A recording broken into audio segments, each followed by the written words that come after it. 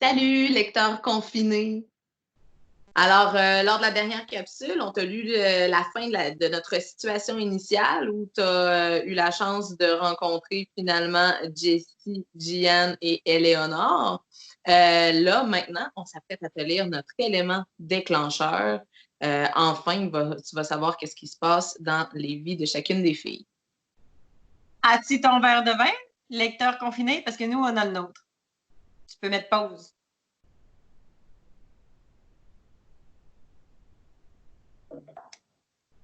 L'action commence.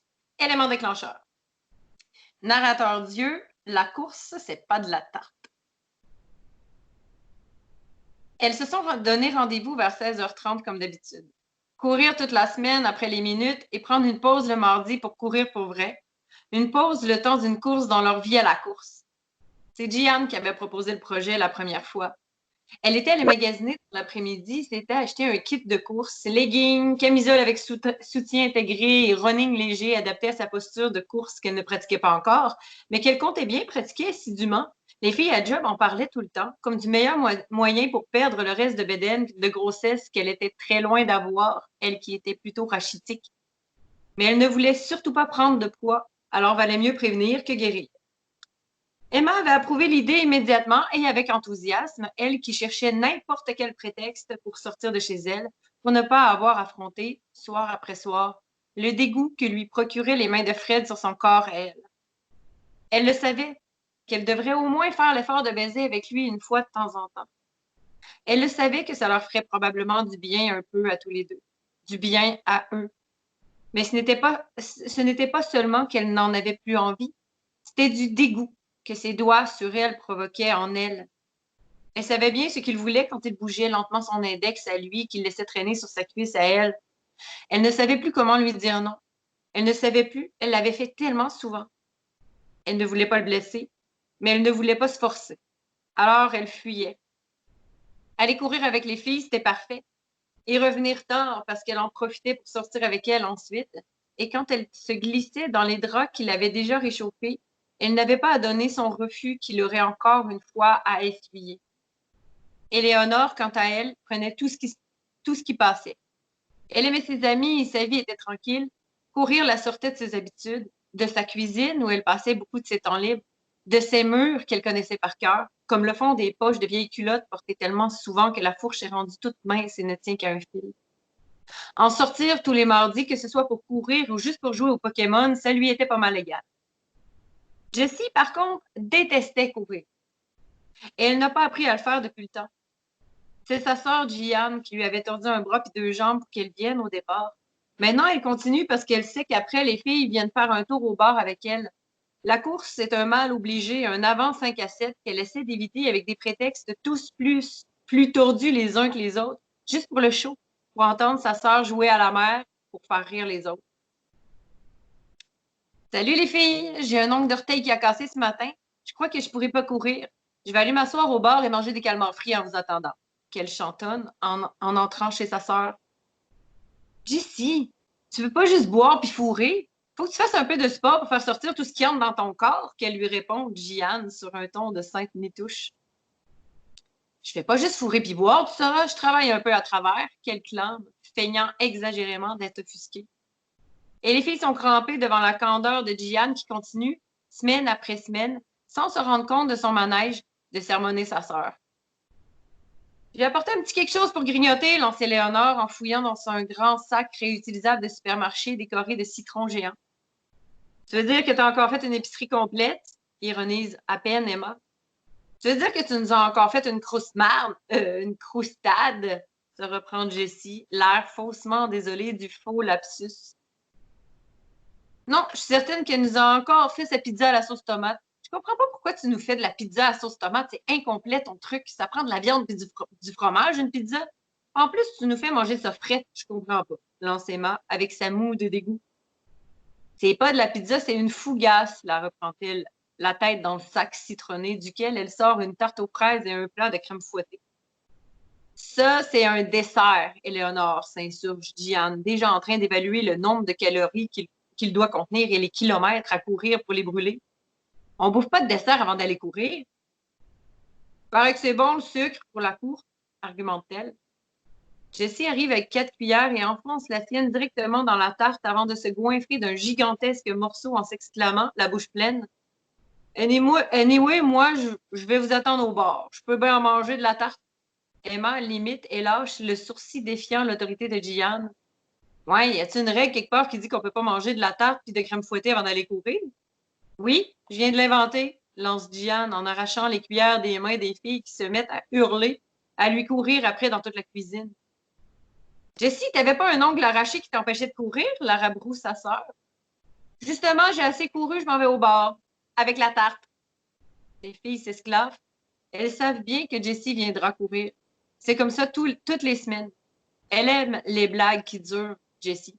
Elle aime jouer un personnage pour le show. Même que c'est elle la plus en forme des quatre. Elle pourrait courir une vingtaine de kilomètres tout en organisant un de ses événements ou sa date de vendredi soir. La bouche pleine de tartes, de fraises et de crème fouettée, Jessie articule péniblement. Éléonore, elle est bonne, ta bouffe, mais il serait temps que tu te trouves un homme, question d'arrêter de nous faire engraisser. Maintenant qu'on voit pourquoi les filles courent, ben, on va voir maintenant Éléonore qui va répondre un petit peu à ce que Jessie vient de lui lancer dans sa fin qui s'intitule Un autre que moi. C'est beau un homme avec une voix grave puis des gestes assurés. C'est beau un homme qui ouvre une porte. C'est beau un homme qui enfile un manteau à une fille. C'est beau un homme qui fait des mots croisés, qui lit, puis qui scie aussi. C'est beau un homme qui aime. Moi, mon homme, ce n'est pas moi qui l'aime. Ses mains caressent un autre corps la nuit. Sa chaleur réchauffe une autre fille. Il respire les cheveux d'une autre, embrasse la bouche d'une autre, prend les seins d'une autre et écoute une autre que moi jouir. Je suis amoureuse d'un homme qui aime une autre que moi. Elle, si elle savait qu'il y a moi, elle partirait. Parfois, j'ai envie de tout lui dire. De lui raconter les soirs où il ne va pas jouer au soccer, ou les midis rapides chez moi, ou les textos enflammés qu'il m'envoie aussitôt qu'il a quelques minutes. J'ai envie parfois de les briser, eux. Je ne vois pas ce qu'il... Elle ne voit que ce qu'il y a de... Pardon. Elle ne voit que ce qu'il veut bien qu'elle voie. Et moi, je suis leur fissure, qu'ils camouflent élégamment. Au début, ce n'était qu'un jeu de séduction auquel ils jouaient terriblement bien. Des textos subtils, des mains furtives, des doigts qui s'attardaient quand on faisait des sudokus, alors que je déteste faire des sudokus, mais que faire des sudokus devenait soudainement terriblement passionnant parce que les faire avec lui, c'était différent. Une proximité trop proche qui dégageait une chaleur incompréhensible et une envie irrépressible de toucher, de prendre. Et l'interdit qui jetait de l'huile sur le feu déjà plutôt bien embrasé. Et l'alcool qui a fait grimper les flammes encore plus haut ce soir-là après le party de Noël de l'école qu'il avait passé à me manger du regard et à complimenter une après l'autre chacune des parties de mon corps. J'aurais tellement aimé qu'il me laisse de glace. J'aurais préféré qu'il n'allume rien en moi. Oh, pauvre Éléonore. Elle aime pas le bon gars. Hein? Elle aime pas le bon gars. Narrateur Dieu, au saloon, après la course. Léo, ce serait le fun que ce soir, tu regardes un peu les gars au lieu d'attendre un texto de celui dont il faut taire le nom. Parce que si quelqu'un l'entend, il pourrait le dire à sa femme, le monde est grand, mais pas tant que ça, il faut faire attention, ironise Jessie. Appelle-le Voldemort, ce sera plus court. J'attends pas son texto. Oui, tu passes ton temps à attendre un texto, fait que tu manques la parade. Regarde, lui, boy, il a des belles mains. Regarde ça, les belles mains! S'extasie Jessie en essuyant une goutte fictive de bave qui lui coule fictivement de la bouche qu'elle a grande ouverte. J'attends pas son texto, je regarde l'heure souvent, défend Éléonore. Passe pas ton sel, ordonne Jessie. Ah ouais, on va le ranger pour la soirée, tu vas voir comme c'est agréable, la réalité, quand tu la regardes passer. Non, là, quand même, je suis pas un bébé, je vais le mettre dans mon sac, promis, j'y touche pas. Vous sentez bon pour des filles qui reviennent de courir? Ah, Steve, on veut 2 pichets de sangria, s'il te plaît. Steve est beau. Il le sait. Il aime bien son travail parce qu'il lui permet d'utiliser ses forces, ses yeux doux d'enfant de 5 ans, ses bras forts puis son sourire qui ferait fondre un glacier et n'importe quelle grand-mère frigide. Quand il dépose le pichet sur la table des filles, presque toujours la même, une table près du bar, près de la piste de danse, loin des toilettes, pour qu'elle puisse faire le tour du bar et des clients en s'y rendant, il sourit. Il aime bien écouter leurs conversations et même y prendre part parfois. Puis ton voyage en Gaspésie, Éléonore, s'informe Jeanne. Oh, wow, ils ont installé une nouvelle banquette dans le coin là-bas, vous avez vu les filles? Serais-tu en train de dévier la conversation, Léo? Interroge Jeanne, perspicace. Oh que oui, j'aime tellement ça, moi. Qu'est-ce qui s'est passé en Gaspésie, Léo, qui est une Jessie affamée de croustillant? Les filles, je ne sais pas comment vous dire ça. J'étais partie en Gaspésie pour prendre l'air un peu, me détacher de Voldemort, mettre un point dans notre phrase, puis en partir une autre. Ben, Chris, j'ai pas mis un point. J'ai écrit un paragraphe. Un élément déclencheur. Je me suis même pas rendue en Gaspésie. À Rimouski, j'en avais assez. Avez-vous besoin de shooter, les filles? C'est-tu une force majeure? S'enquiert Steve. Oui, je pense qu'on peut dire ça, bougonne Éléonore.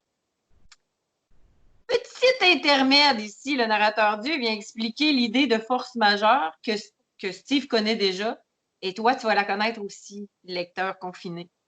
Donc, avant de savoir qu'est-ce qui s'est passé comme élément déclencheur dans la vie, dans la vie d'Éléonore, ben voilà narrateur Dieu qui nous parle de quelques mois, qui nous raconte une scène qui s'est produite quelques mois auparavant, la force majeure.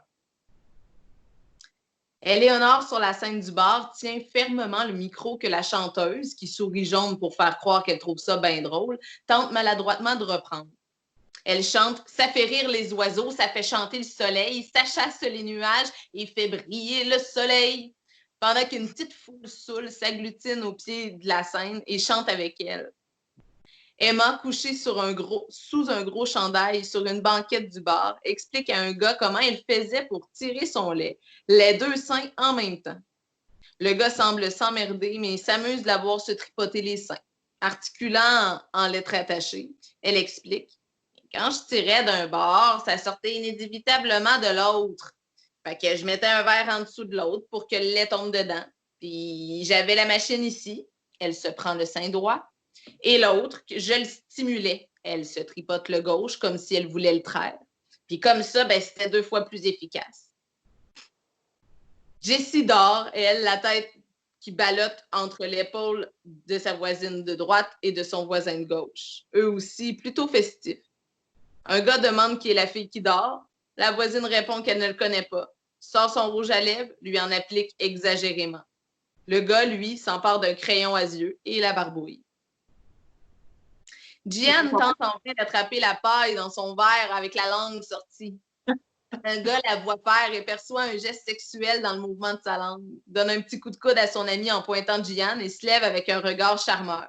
S'approche d'elle, mais alors que Jeanne esquisse un mouvement, elle s'enfarge, son soulier à talons hauts vire et elle s'étend par terre de tout son long, devant le regard ahuri du gars. Elle se relève et tente de faire comme si de rien n'était. Le gars dévie son chemin et continue en jugeant clairement Jeanne. Emma, toujours couchée sous la banquette, seule cette fois, renverse le verre qu'elle tient en s'endormant. Un doorman vient la sortir du bar. Jessie est maintenant endormie et barbouillée. Seule sur la terrasse, un barman la sort.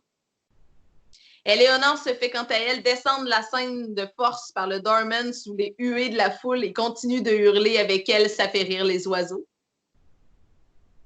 Jeanne titube pour sortir lorsqu'elle voit le doorman passer avec son ami et se retrouve devant les 3 filles sur un banc dehors. L'une avec un gros chandail et les cheveux en bataille, l'autre endormie, la face barbouillée, une autre ébouriffée, les mains dans le fond de sa sacoche béante, maugréant qu'elle a perdu ses clés. Jeanne prend une photo et en un ton solennel pour dire « OK, les filles, je décrète une nouvelle règle. Puis j'ai un élément incriminant pour nous servir de rappel.